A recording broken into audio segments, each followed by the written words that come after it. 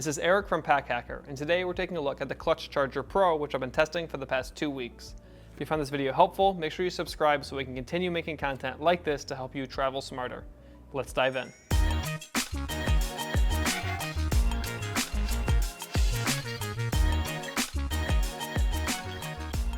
So if you have heard of the Clutch Charger before, there are multiple versions of this, and this is the Pro version. So this one amps up the battery to 5,000 milliamps. So depending on your phone, this might get you a full charge. It probably will. I don't think there's very many phones out there right now that are over that, but I think there probably are a few. But all of the iPhones, even the Pro, you're gonna get a full charge out of this, but not much more than that. The other Clutch Chargers in the past were maybe just getting you full or just kind of to be used as a topper. So that 5,000 milliamps is pretty rad, if you ask me.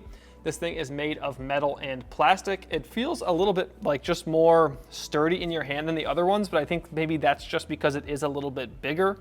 So it just kind of feels like more of a brick in your hand than the previous ones did. They do just a little bit, like the sides here, the face and the back face, they feel a little bit just not as durable as I would like. But it is really small, so maybe that's where how it's able to be so small, because it doesn't have so much bulk in the front and the back face. And none of the clutches that I've tested, which I believe this is the second one that I've tested, have had an issue with durability. So it might just be in my head that I'm worried about that, but just something to note that I think is worth noting.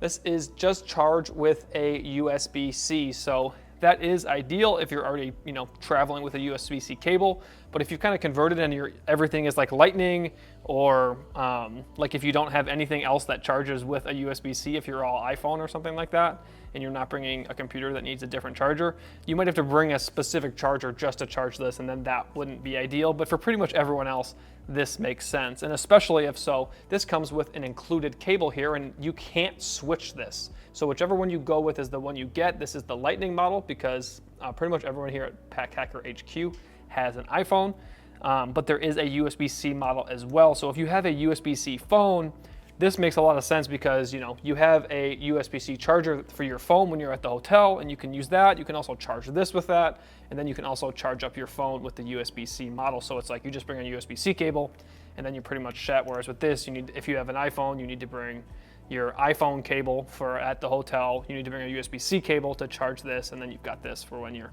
on the go. So just small little things to note when using this thing. So as you can see, we've got 4 little dots here, and those are to tell you how much battery you've got. There's a little button on the side there. You can tap that. Not sure how well you can see. We just have a little bit of battery left because I was using this earlier. For such a small battery bank, I don't know how useful that is, but it does have that. So I think that is worth noting. Obviously, you can see it.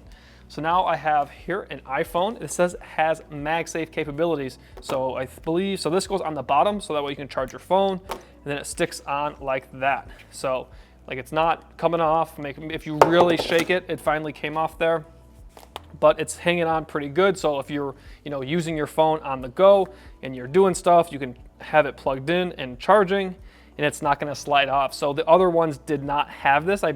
I know that the V2 didn't. I don't think the V3 does either.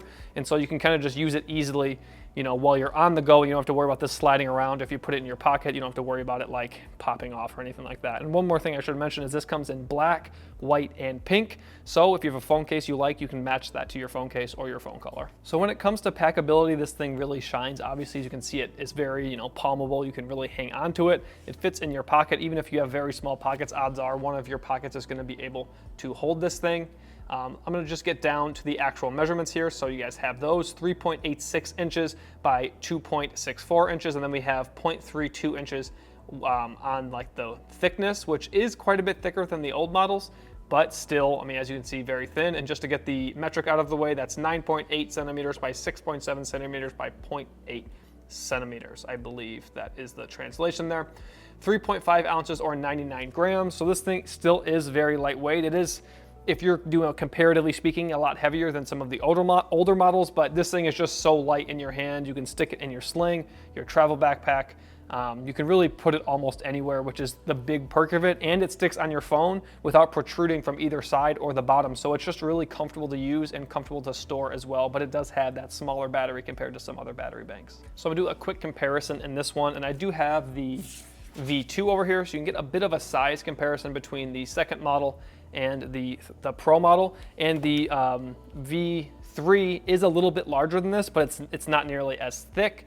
So it's kind of like right in the middle, but we don't have that one on hand right now.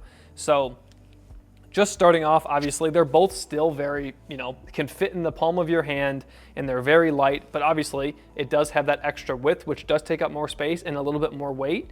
But to be honest, it's not that different. The only time that I really notice it is if you are charging and you have it behind your phone. So you can kind of feel that this one's larger, but at the same time, this one has MagSafe and this one doesn't, and neither does the V3. So if you're, holding your phone, it's like you don't necessarily have to hold the battery bank at all because it's not going to go anywhere because it's got a magnet. Whereas this one's just kind of like slipping and sliding around, and it's just not as secure while you're holding it and using it. But apart from that, the sizes are very comparable when you get down to how much they weigh. This one is 2.3 ounces. The V3, which would be right here, is 2.6 ounces. And then the Pro model, which is right here, is 3.5 ounces. So comparatively, if you look at those, it's like, wow, this one's way heavier. But at the end of the day, when it comes down to like the ounces game, it's just not that much more, especially if you're keeping this in a tech pouch or something like that. They're very comparable, and they're both pretty good chargers. It's just you get the 5,000 milliamps out of this, whereas this one only has 3,000, and the V3 had, I believe, 3,300 milliamps. So you do get a full charge out of this one, whereas this one's just going to top you off and just kind of in an emergency situation use. So there you have it, the Clutch Charger Pro. Thanks for keeping it here at Pack Hacker, your guide to smarter travel. We'll see you in the next one.